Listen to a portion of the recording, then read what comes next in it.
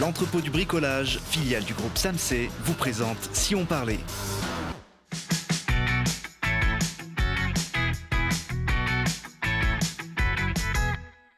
Parce que c'est important de regarder aussi ce qui se passe près de chez nous. Télé Grenoble vous donne la parole tous les jours du lundi au vendredi à 19h15, 20h15 et 23h15. Aujourd'hui, avec nos invités, on va parler de la Reine des Vaches qui sera la star de la descente des alpages, du Vercors qui attire lui aussi les stars du biathlon et de la dernière ligne droite pour les budgets participatifs. Et pour parler de ces sujets, je reçois Stéphane Froidevaux, chef cuisinier du Fantin-Latour à Grenoble. Bonjour. Bonjour. À côté de vous, Jean Lambré, directeur du site nordique de Corançon à Vercors, éleveur également de vaches d'airain. Tout à fait, bonjour. Et puis Chris Moiroux, organisateur de la célèbre descente des alpages. Bonjour Chris. Bonjour Thibault, 7e édition cette année. 7e édition, ce sera ce samedi, 14 octobre, dans les rues de Grenoble, dans la rue de Strasbourg essentiellement, mais pas que. On va le voir tout à l'heure. Okay, tout à l'heure. Avant ça, la star de cette 7e édition, ce sera la vache d'airain. C'est un peu, Jean, la reine des vaches de montagne, en tout cas. C'est la reine des vaches, c'est une de ses caractéristiques. Les fameux combats de reine, puisque c'est une vache qui aime bien prendre le leadership dans le troupeau. C'est une maîtresse vache, on va dire, et elle cherche toujours à prendre le leader. Et donc, ça a été cultivé par les éleveurs sous forme de combats, qu'on appelle les combats de reine. À l'origine, dans les alpages, il y avait la reine de l'alpage. Et puis, peu à peu, ces dernières décennies, dans des combats organisés, dans des matchs de reines. Alors, ces vaches, on les élève ici, sur le territoire isérois, dans nos montagnes. On en voit, là, pour ceux qui connaissent la station des Sept-Lots, l'hiver, il y a de la neige, mais l'été, il y a des vaches d'airain. Je crois, Chris, il y a les vôtres qui sont dans le troupeau. Voilà, et surtout les vaches des éleveurs de Beldon, puisque c'est des images tournées lors de la montée en alpage. Pour qu'il y ait une descente, il faut qu'il y ait une montée. Donc ça, c'est les images de la montée, donc au-dessus de Pipet. Voilà, un moment magnifique partagé avec les éleveurs et avec, comme l'a dit Jean, ces vaches magnifiques qui sont trapues, qui sont résistantes et qui incarnent bien les valeurs alpines.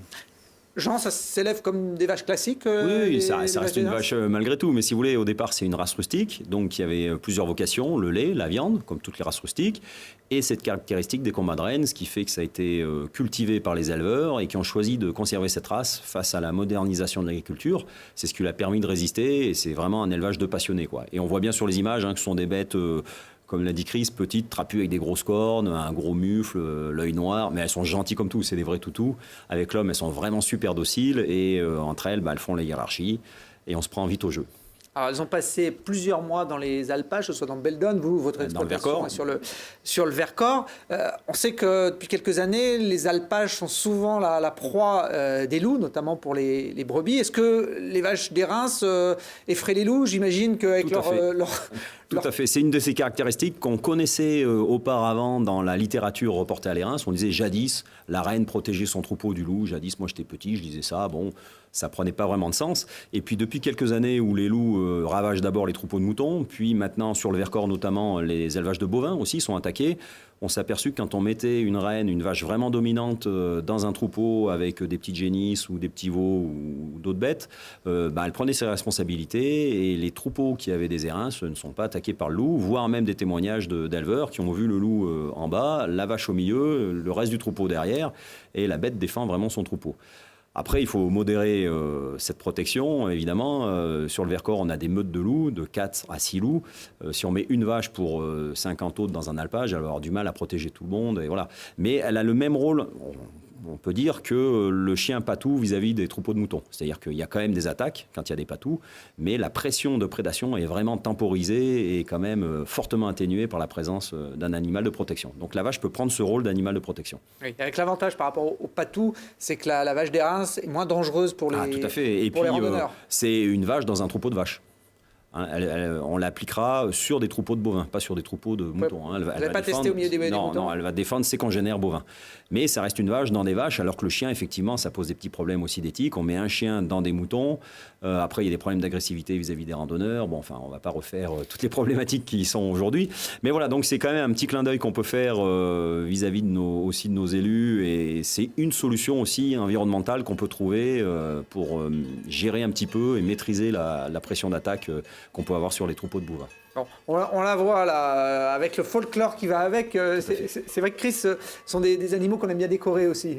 Voilà, parce que comme elles font la fierté de leurs éleveurs, il est normal qu'elles se partent de leurs plus beaux atours pour monter en alpage et descendre, comme elles le feront samedi prochain, et elles défileront dans Grenoble, parées de ces mêmes fleurs magnifiques préparées pour l'occasion. Bon, on voit qu'il y a déjà la relève pour élever ces vaches sur la région. Là, ils ont quoi? Ils ont 5-6 ans, les enfants Voilà, c'est nous le secret de cette journée, c'est aussi d'associer toutes les générations, les anciens avec peut-être la nostalgie du temps qui passe, nous le plaisir partagé, et les générations futures, parce que c'est pour eux qu'on essaie de construire un monde meilleur, en tout cas un monde grenoblois alpin meilleur. Alors les Grenoblois vont pouvoir les découvrir, ces vaches, mais pas dans la version la plus spectaculaire dont parlent les gens. Les combats de rennes, ça se passe souvent en Suisse. Oui, alors sur ces berceaux d'origine, on va dire, les vallées autour du Mont Blanc, donc Suisse, Val d'Aoste, on voit là des images de combat, Suisse, Val d'Aoste et vallée de Chamonix, mais on a des très beaux combats en Isère avec le Plénolé, Saint-Pierre-de-Chartreuse, chaque année, où sont organisés le premier week-end d'août, des combats où il y a aujourd'hui un très bon niveau. Il y a une des reines d'ailleurs qui a été reine internationale de l'espace Mont Blanc, donc c'est pas peu dire, et je vous encourage à aller voir. Elles s'entraînent, on les entraîne tout au long, vous les entraînez vous, non, par exemple, vos vaches? C'est vraiment inné, et on dit elles ont le grain, c'est-à-dire qu'elles ont l'instinct de lutter, et chaque éleveur amène sa reine de troupeau qui forcément a l'habitude d'être en situation de victoire chez elle, et donc quand on lui en présente une autre en face, elle va chercher systématiquement. Je tiens à dire qu'on les force absolument pas, il y en a des fois qui veulent pas lutter, et il y a absolument aucune blessure grave ou chose comme ça. C'est des rennes, comme on dit, et à la maison, ce sont aussi des rennes, c'est-à-dire que c'est des bêtes qu'on soigne, qu'on chouchoute particulièrement, donc si on les emmenait pour qu'elles se fassent abîmer dans les combats, on les amènerait évidemment pas du tout. Voilà, donc je sais que des fois les gens sont étonnés en disant mais elles se font mal, mais c'est pas des combats comme on peut avoir des combats de chiens, des combats de coqs où il y a des mises à mort, pas du tout. Nos bêtes, elles sont absolument pas abîmées. C'est juste la fierté de voir ces passes.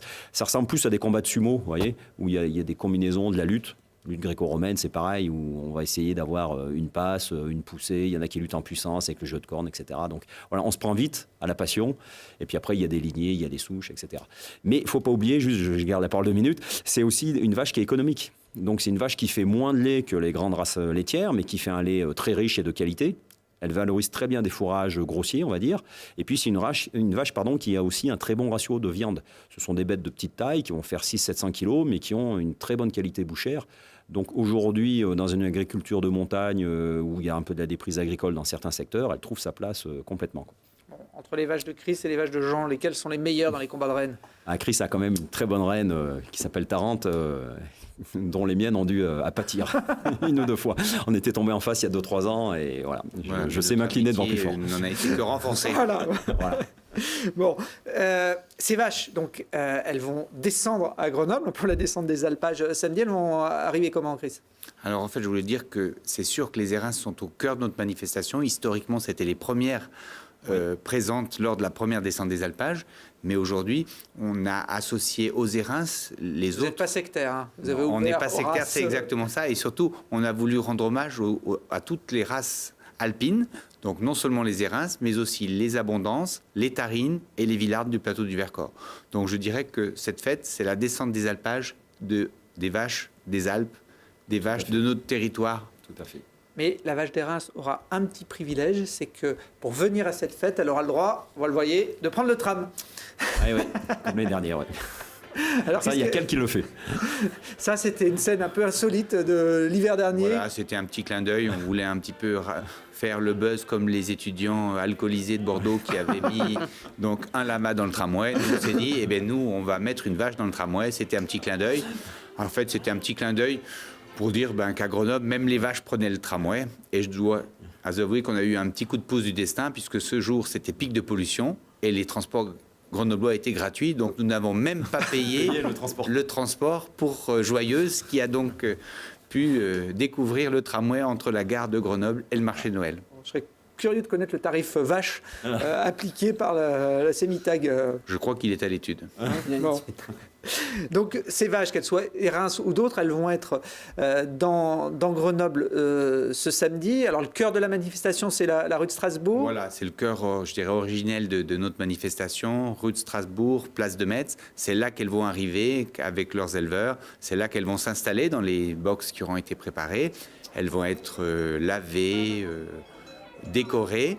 Et donc cette année, on a voulu reprendre une tradition qu'on avait déjà instaurée plusieurs fois, celle du défilé dans Grenoble, c'est-à-dire qu'elles vont aller à la rencontre des Grenoblois et sur 5 sites un petit peu emblématiques de la ville de Grenoble, la place Victor Hugo, la place Grenette, la place Saint-André, la place Notre-Dame et la place Sainte-Claire. Elles vont aller à la rencontre des Grenoblois et à la rencontre de ces 5 places et aussi de 5 stands qui auront été créés pour l'occasion et qui correspondent chacun à un massif.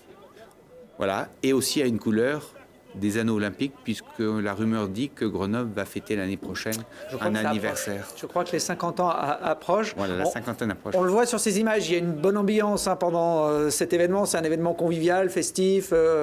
Voilà, je crois que l'amitié, la convivialité, le plaisir de partager sont au cœur de cette journée, et c'est un des éléments certainement essentiels pour son succès. L'identité alpine, donc au cœur de cette descente des alpages, par le biais des vaches, par le biais des producteurs.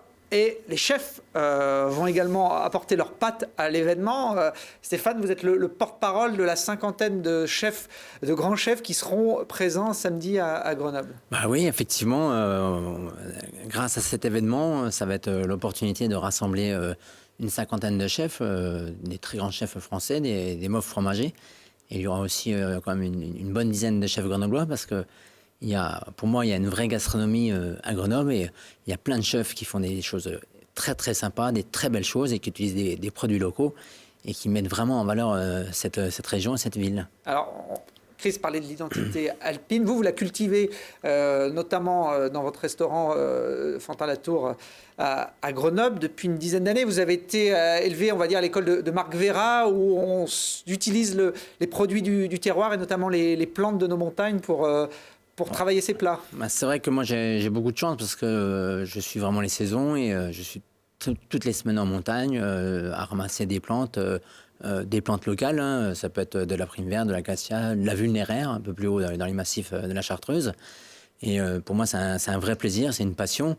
Et puis aussi à la découverte au fil du temps de producteurs locaux, que ce soit sur certains produits comme la noix, les fromages, même des petits produits comme certaines pommes de terre, certains légumes. Et il y a vraiment, on est dans une région qui est très très riche et il y a énormément de choses à faire. Et je trouve, pour moi, c'est un réel plaisir et je suis très fier de pouvoir participer à cet événement. Alors, je ne sais pas si vous cuisinerez des produits cueillis la veille ou l'avant-veille pour cet événement. La période, là, mois d'octobre, c'est encore une bonne période pour les champignons. On est sur la fin de saison, hein, mais après, il y a toutes les baies, comme de l'argousier, comme le cynorhodon, qui commencent à arriver. Donc, il y a des choses qu'on essaie de suivre vraiment les saisons et on arrive toujours à trouver des petits trésors, des choses très intéressantes qu'on va travailler avec une viande, un poisson, même des légumes. Vous savez que Stéphane, il est tellement proche de la nature qu'il fait communion parfois, regardez sur cette photo, avec les plantes. Hein? Là, quand même, on ne peut pas faire mieux comme proximité de la nature. Bon, je l'ai sorti, c'est un petit clin d'œil. Merci, ça fait vraiment plaisir. Elle a été diffusée largement, cette photo, à travers un calendrier des chefs grenoblois l'an dernier. C'était pour la nouvelle année 2017. Oui, c'est ça, qui est sorti au mois de décembre. Et en moins, les photos ont été prises, c'était fin novembre, donc il faisait plutôt froid.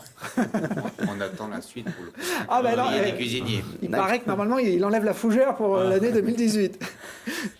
Ce samedi, donc, vous allez cuisiner en binôme, c'est ça le principe? Oui. Donc chaque chef local se retrouvera en binôme avec un chef, un MOF ou un chef français ou un fromager.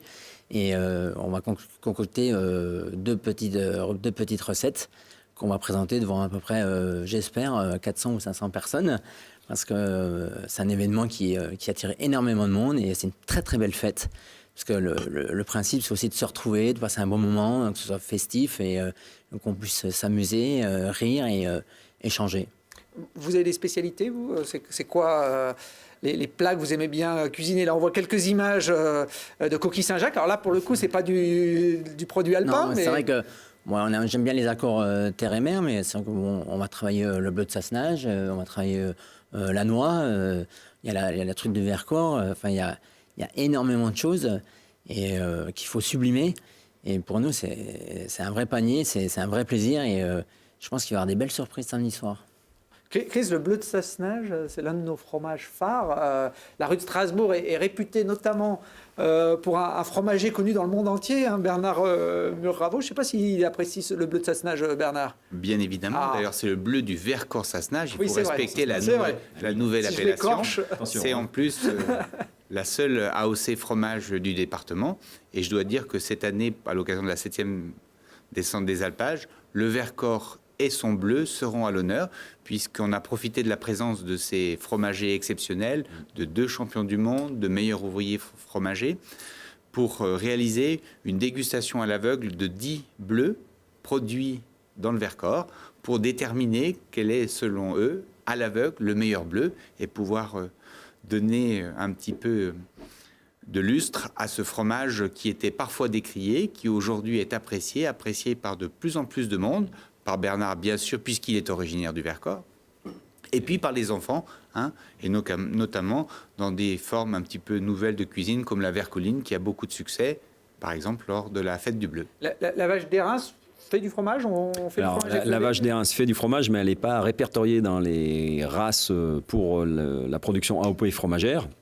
Donc elle fait du fromage, mais dans d'autres pays où elle est classée en AOP, et en France sur des tomes ou des fromages de montagne, mais qui n'ont pas de label.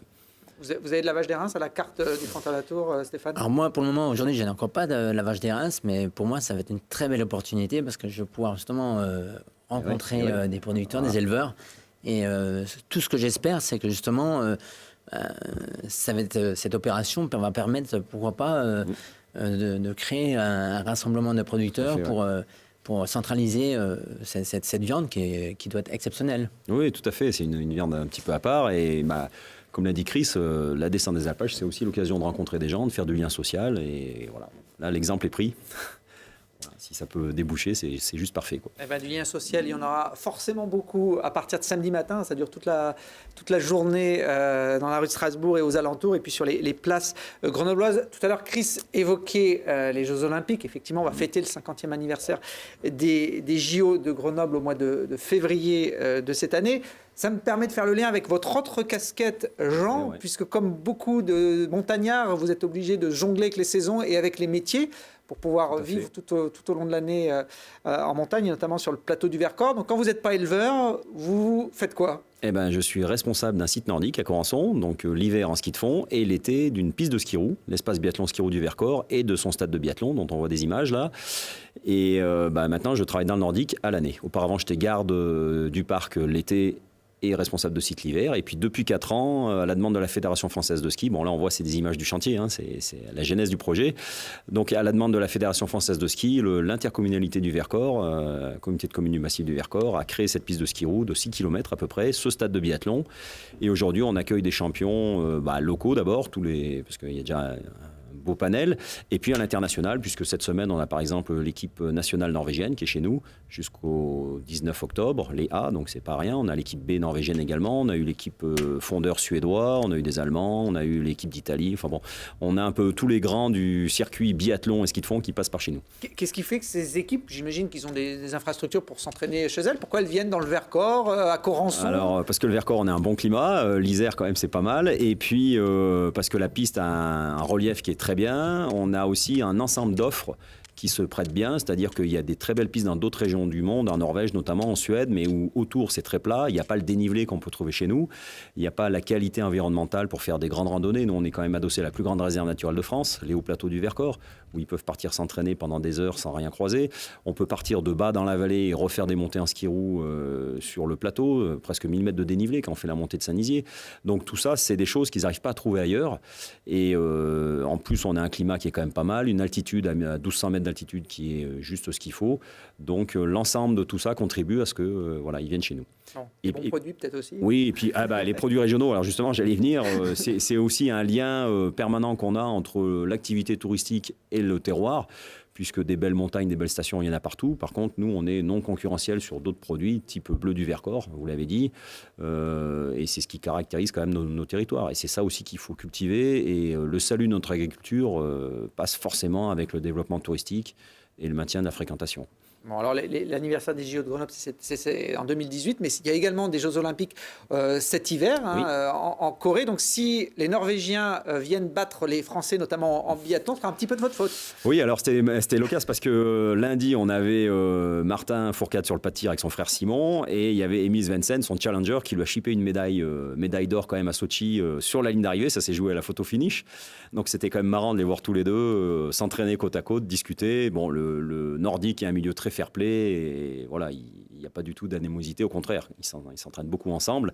Mais voilà, c'était marrant et ça nous a rafraîchi un petit peu les mémoires en disant quid cette année, qu'est-ce qui va nous attendre? On verra si l'ère du Vercors réussit aux Norvégiens. On espère surtout qu'elle réussira quand même mieux aux habitants du plateau qui font du biathlète de haut niveau. Effectivement, les frères Fourcade, il y a Jean-Guillaume Béatrix. Fais entièrement confiance. Ce sont des gens très performants et ça va bien se passer. Bon, l'hiver, cette piste, elle est recouverte de neige. Oui, c'est tout sous la neige puisque le site du Haut-Vercors, on est sur 3 communes, 2 départements et on a à peu près 200 km de pistes damées au quotidien, quoi. Donc, qui englobe entièrement le pas de tir et la piste de ski roue. Chris, pour finir sur les voyages exotiques, on a parlé de la Norvège, de la Corée. Vous allez partir à Dubaï dès que la fête des alpages, la descente des alpages sera terminée. Et ben voilà, c'est une petite péripétie de plus dans la vie un petit peu folle de Bernard Muraveau, cet ambassadeur du fromage qui, une fois la descente des alpages terminée, va s'envoler pour Dubaï pour faire la promotion du fromage dans les écoles d'Abu Dhabi et de Dubaï. Voilà, parce que la promotion du goût, la promotion des produits du terroir, la promotion des Alpes, c'est une mission essentielle pour nous. Comme on l'a dit, nous, on défend une identité alpine, on défend cette identité alpine au cœur de notre ville, lors de la descente des alpages, et bien au-delà, puisque le projet, c'est d'aller la défendre maintenant aux Émirats, en vue de l'exposition universelle de 2020, qui, j'espère, donnera une place très large aux Alpes, à ses chefs, à ses produits, à ses champions. Et voilà, Dubaï n'a qu'à bien se tenir. Les Alpins débarquent la semaine prochaine. Allez, pour finir cette émission, c'est la dernière ligne droite aussi pour les budgets participatifs. On va vous en dévoiler 2 ce soir. Allez, vous avez jusqu'à samedi pour voter parmi les 25 projets en compétition. Place à l'un des projets qui veut redonner de la couleur aux rues de Grenoble. Bonjour, c'est Thierry.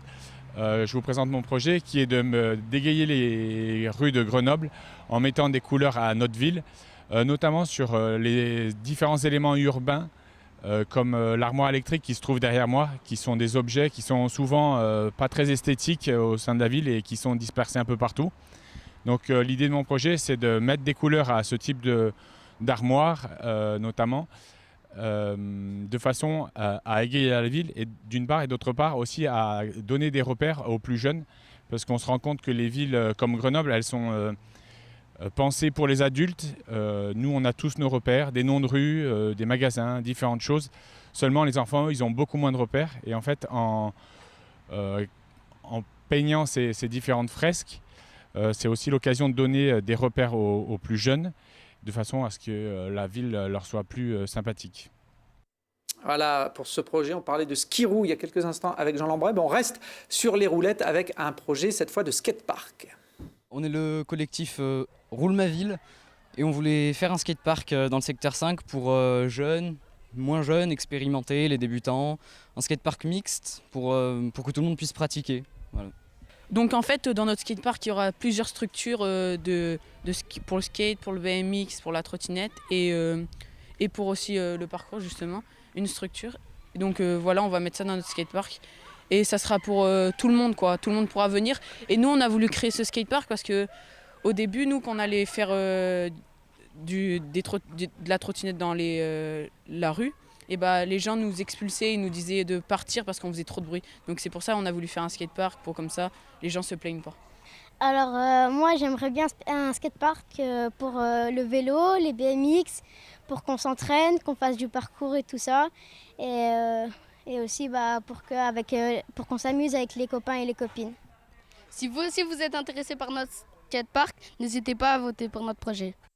Voilà, il n'y a pas d'âge pour participer au budget participatif. Les 25 projets, vous pouvez les retrouver sur ce petit fascicule. Sur notre site internet, il y a toutes les vidéos. Et vous avez jusqu'à ce samedi pour voter par internet ou dans les maisons de quartier et la mairie de Grenoble, où se déroulera également la soirée de clôture de la descente des alpages. La vie est bien faite. Alors Mathias, notre ingé son, il va pas aimer ce que je fais parce que ça fait du bruit. Voilà, mais bon, ça met un peu l'ambiance avant la soirée de samedi.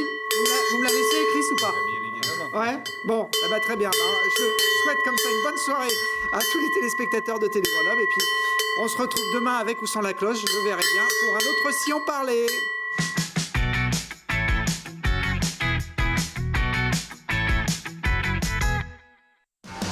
L'entrepôt du bricolage, filiale du groupe Samsé, vous a présenté Si on parlait.